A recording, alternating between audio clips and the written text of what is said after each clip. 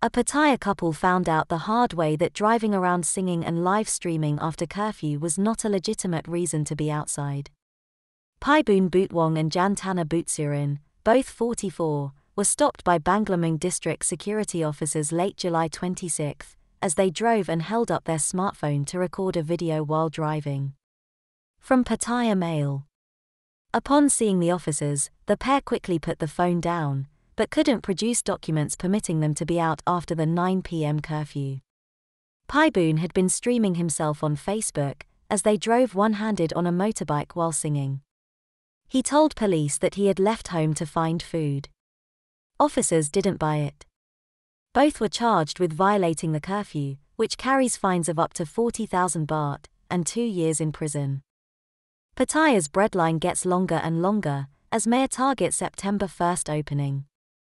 Jetsadu Homklin reports for Pattaya Mail. With hopes of getting the economy back on its feet again, Pattaya Mayor Suntaya Koonplom said he is still optimistic that he can open Pattaya for tourism and commerce on September 1st. Everyone must be vaccinated against COVID-19, he said. We have ordered the Sinopharm vaccine from the Chulabhorn Research Institute, and we aim to vaccinate 70% of the population as soon as it arrives. Once we have achieved that goal, we can open Pattaya to the world as scheduled. In the meantime, the continuous suffering of the people affected by the economic and health disaster goes on unabated. The situation with the spread of COVID-19 has become unpredictable. Almost 20,000 cases are reported every day, and everyone is at risk of getting infected unknowingly. Every person we come in contact with could be a carrier. Thousands of businesses in Pattaya are still shut, and many more are calling it quits every day. Unemployment numbers are soaring, and an alarming number of families are dependent on food handouts to survive from day to day. The breadline is getting longer and longer. Pattaya's transport lockdown has unexpected results, say critics. Barry Kenyon reports for Pattaya Mail. The policy of the government and the provincial authority to semi-isolate Pattaya in an attempt to reduce virus casualties is a mixed bag of consequences, according to some Thai and Pharang residents of the beleaguered city.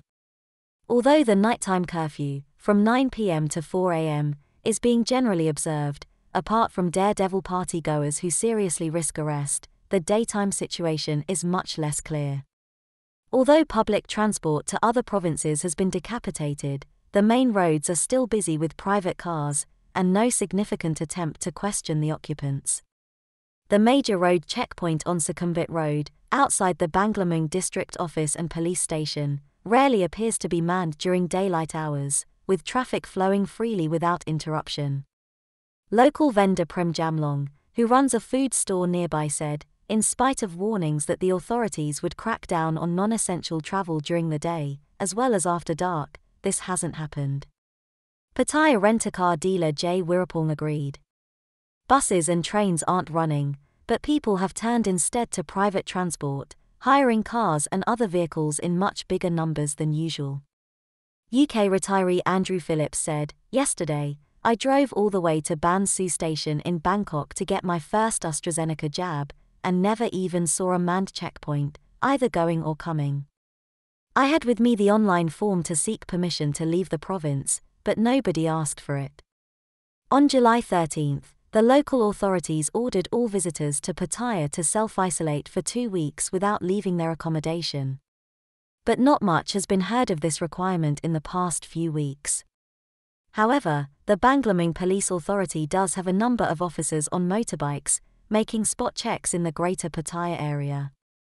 One of them told Pattaya Mail that they were particularly interested in minivans or pickups, which could harbour illegal immigrants or economic migrants being moved around the province. A further issue raised by locals is the ban on visiting golf courses in Chon Buri province. The provincial order, effective July 20, particularly mentioned golf venues as well as swimming pools with beaches following soon after. But, until the beginning of August, other neighbouring provinces, such as Rayong, have not banned outdoor golf, which has led to massive crowding at most courses, as drivers from Chon Buri seek their enjoyment outside the prohibited zone. If provincial orders are designed to deter social mixing and close physical contact, this one seems to have rebounded awkwardly. With new infections in Chonburi province now over 1,000 daily, although the actual testing figures always relate a couple of days previously, nobody is expecting the lockdown to end anytime soon. But the persistent issue is whether a successful lockdown is compatible with freedom of movement in private vehicles, both inside and outside the provincial borders. Thousands of Pattaya area residents swarmed Banglamung Hospital on the morning of July 31st, after falling for an online rumour that walk-in COVID-19 vaccinations were being offered. From Pattaya Mail. The hospital was only offering vaccinations to 2,000 people who had registered on the government's More Prom application, or via the hospital's online registration form, between July the 18th and 31st. The massive and disappointed crowd had believed rumours that anyone, regardless of age, could get a free jab, with seniors getting a dose of AstraZeneca plc's vaccine, and everyone else getting the vaccine from China's Sinovac Biotech. The disappointed throngs were sent home to wait for another rumour, or better yet, wait for the government to finally allocate enough vaccine to take care of the country's citizens. Pattaya business leaders brush off the threat of postponing the city's reopening, and remain undaunted about the city reopening to foreign tourists on September 1st, even after the Tourism Authority of Thailand suggested it may have to wait, possibly until next year. From Pattaya Mail. TAT Governor Utisak Supasan said on July 24 that certain areas of Pangar and Krabi provinces could reopen August 1st, pending approval from the Centre for COVID-19 Situation Administration. Original plans called for those areas to reopen September 1st, but the dates were moved up due to the success of the Phuket Sandbox, which began July 1st. And Samui Plus on July 15th.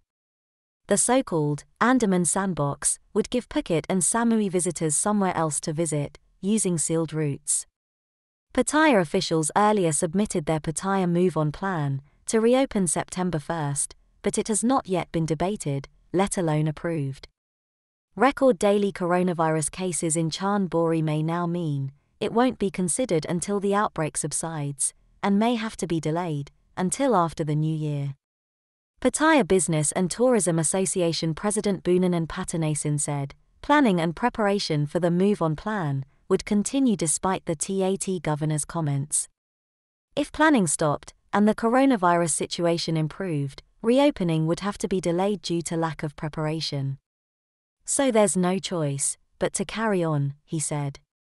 If the virus problem doesn't improve, city residents and business owners wouldn't want to reopen anyway, Boonanan added.